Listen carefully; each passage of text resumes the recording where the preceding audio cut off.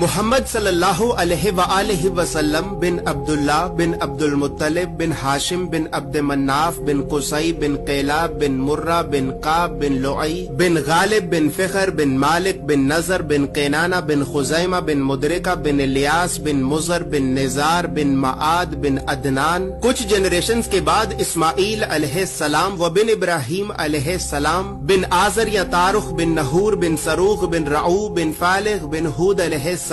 بن شالخ بن ارفخشد بن سام بن نوح علیہ السلام بن لامک بن متوشالح بن ادریس علیہ السلام بن یارد بن محللئیل بن کنان بن انوش بن شیس و بن آدم علیہ السلام. دوستو یاد رہے کہ یہ صرف نبی صلی اللہ علیہ وآلہ وسلم کا شجرہ نسب نہیں بلکہ یہ نبی علیہ السلام کے علاوہ قرآن پاک میں موجود تمام 25 انبیاء کرام کا بھی شجرہ نسب ہے. اس چارٹ میں ہم نے یہاں پر سب سے پہلے حضرت آدم علیہ السلام سے لے کر نبی صلی اللہ علیہ وآلہ وسلم تک تمام 25 انبیاء کرام کے ناموں کو ایک ترتیب کے ساتھ لکھا ہے اور پھر ہر نبی کا قرآن پاک میں کتنی مرتبہ نام لے کر ذکر کیا گیا ہے. ان تمام انبیاء کرام کو لوگوں کی ہدایت اور رہنمائی کرنے کے لیے جن علاقوں اور شہروں کی طرف بھیجا گیا تھا تو ہم نے اس چارٹ میں ان تمام علاقوں اور شہروں کے ناموں کو بھی لکھا ہے. اور سب سے خاص بات یہ ہے کہ یہاں پر ہم نے سبز رنگ سے نبیوں کے ناموں کو لکھا ہے اور سرخ رنگ سے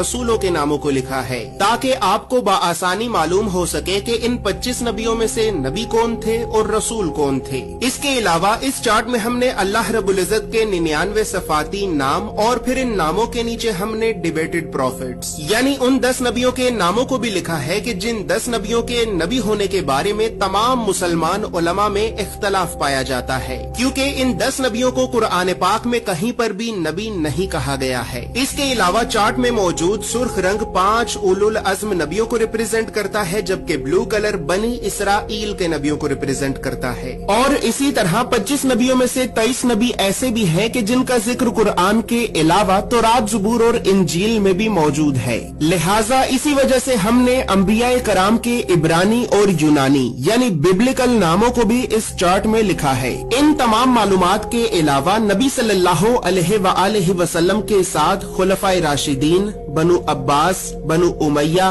اور اہل بیت اطہار کا کیا رشتہ تھا تو ان تمام خاندانی رشتوں کو بھی ہم نے اس چارٹ میں ایکسپلین کیا ہے. اس چارٹ میں موجود تمام معلومات اردو اور انگریزی دونوں زبانوں میں ہی موجود ہیں. اور دوستو چونکہ اس چارٹ کو بنانا ایک بہت بڑی ذمہ داری کا کام ہے لہٰذا اسی وجہ سے ہم نے 1000 سال پہلے لکھی گئی کئی مستند اسلامی کتابوں کا مطالعہ کر کے 1 سال کی ریسرچ اور محنت کے بعد اس چارٹ کو بنایا ہے. اور اس چارٹ کو ہم نے اس وجہ سے بنایا ہے کیونکہ بدقسمتی سے ہمارے بچوں کو اسکول سے یونیورسٹی تک اللہ کے نبیوں کی سیرت اور سنت کے بارے میں بتانا تو دور، یہ تعلیمی ادارے ہمارے بچوں کو کبھی بھی اللہ کے نبیوں کے نام تک نہیں بتاتے. اور اسی وجہ سے آج ہم اللہ کے نبیوں سے اس قدر دور ہو چکے ہیں کہ اب نہ ہی تو ہمیں اللہ کے نبیوں کے نام آتے ہیں اور نہ ہی ہماری اولاد کو. لہٰذا گھر کے ماحول کو اسلامی اور علمی اعتبار سے بہتر کرنے کے لیے اور بچوں میں بچپن سے ہی انبیاء کرام کے بارے میں جاننے کا